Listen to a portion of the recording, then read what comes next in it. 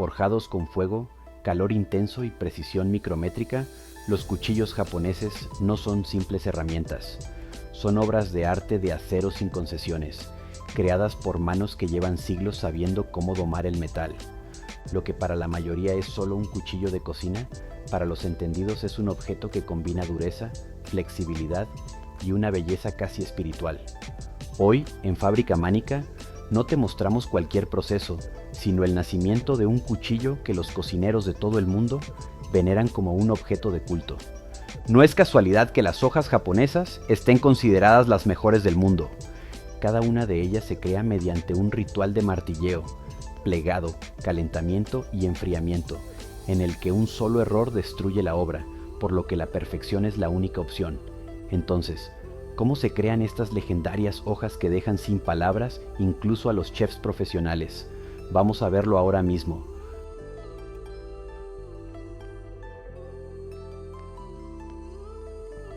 Producción. El acero comienza su viaje como una barra sólida, una aleación cuidadosamente elegida. Los artesanos seleccionan entre aceros al carbono como el shirogami o aogami y aceros inoxidables como el VG10.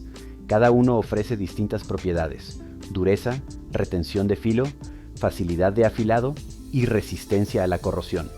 El shirogami, conocido como acero de papel blanco, es uno de los aceros al carbono más puros disponibles. Tiene un contenido muy bajo de impurezas como el fósforo. Su estructura fina permite un filo extremadamente agudo, ideal para cortes de precisión. Sin embargo, al carecer de elementos aleantes que previenen la oxidación, es altamente reactivo y requiere mantenimiento constante para evitar la corrosión. El aogami, o acero de papel azul, parte de la misma base que el shirogami, pero con la adición de tungsteno y cromo, elementos que mejoran la dureza del metal, la retención del filo y ofrecen una resistencia ligeramente mayor a la oxidación. Existe además el Aogami Super, una versión refinada que incorpora otros metales y minerales, alcanzando una dureza excepcional, sin peligro de que se fracture. Este acero es la elección de muchos artesanos cuando se busca un cuchillo de alto rendimiento con mínima deformación del filo, incluso tras un uso intensivo. Por su parte, el VG10 representa la excelencia dentro de los aceros inoxidables japoneses.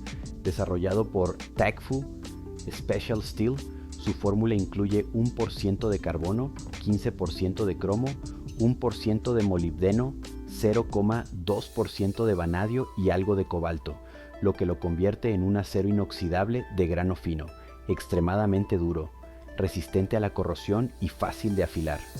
Esta combinación de cualidades lo hace popular en cuchillos para uso profesional y doméstico. Cada uno de estos aceros define el carácter del cuchillo. Su composición no solo determina la dureza o el filo, sino también cómo se forja, cómo se templa, cómo se afila y, en última instancia, cómo se siente al cortar.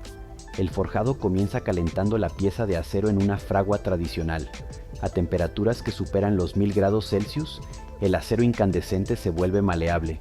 Sobre el yunque, bajo los golpes del martillo, se transforma lentamente. El herrero da forma al núcleo del cuchillo, comprimiendo la estructura del acero, refinando su grano y aumentando su densidad. En la forja de estos cuchillos se utilizan técnicas tradicionales como el sanmai, que significa literalmente 3 capas.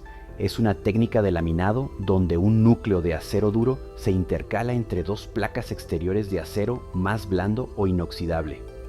Estas capas externas actúan como soporte y escudo protector.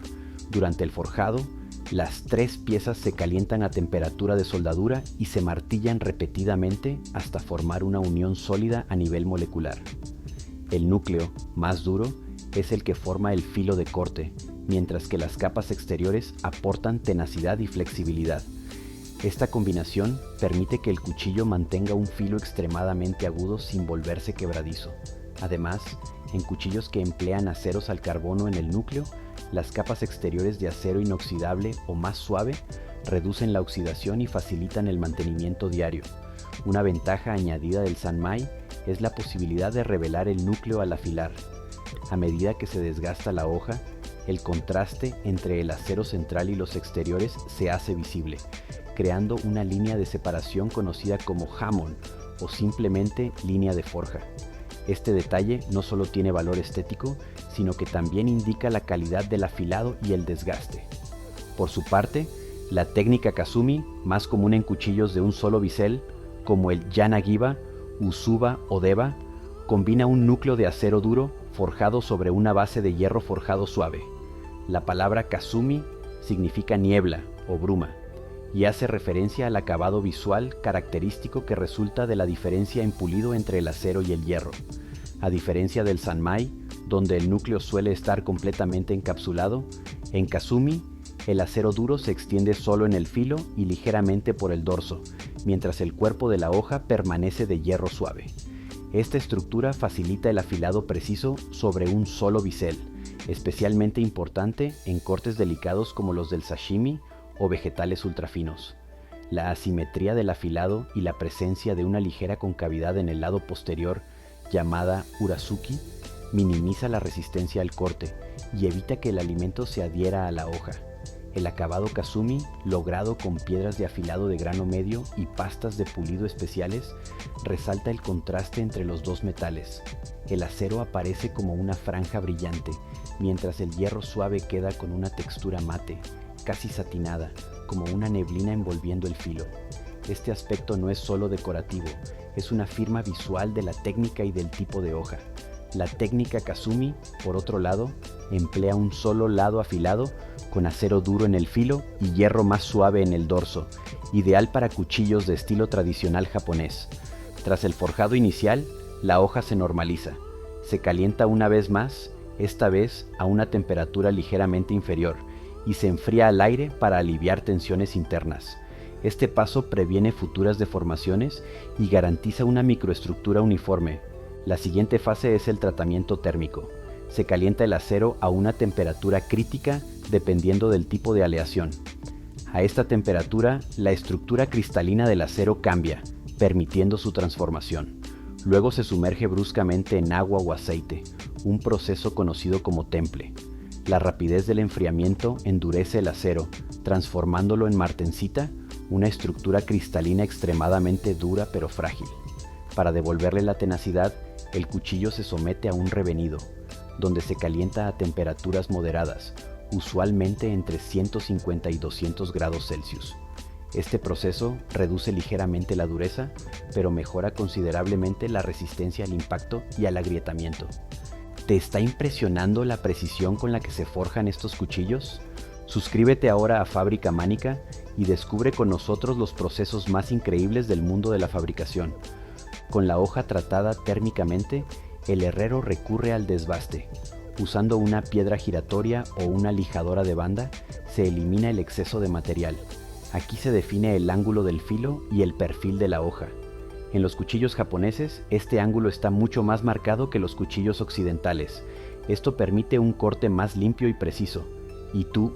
¿Prefieres los cuchillos occidentales de acero inoxidable o los impresionantes cuchillos japoneses? ¿Tendrías uno aunque resulten difíciles de cuidar? Cuéntanos en los comentarios. Después del desbaste, se afina el pulido. Se pasa la hoja por una secuencia de piedras de afilado, de grano cada vez más fino, desde piedras gruesas de 220 o 400, hasta piedras de grano 8000 o más. Cada paso elimina marcas del anterior, alisa la superficie y mejora la retención de filo. El afilado final, hecho a mano, es un ritual meticuloso. Aquí, el maestro cuchillero afina el ángulo exacto del filo, hasta lograr un borde microscópico con precisión quirúrgica. El proceso continúa con la aplicación del tsuchime, una técnica decorativa y funcional. Se martilla a mano la superficie de la hoja, creando un patrón de pequeños cráteres. Estos alivian la fricción y ayudan a que los alimentos se despeguen más fácilmente. Luego, se pule el lomo y el talón de la hoja, eliminando cualquier borde afilado o rugosidad que pueda incomodar al usuario.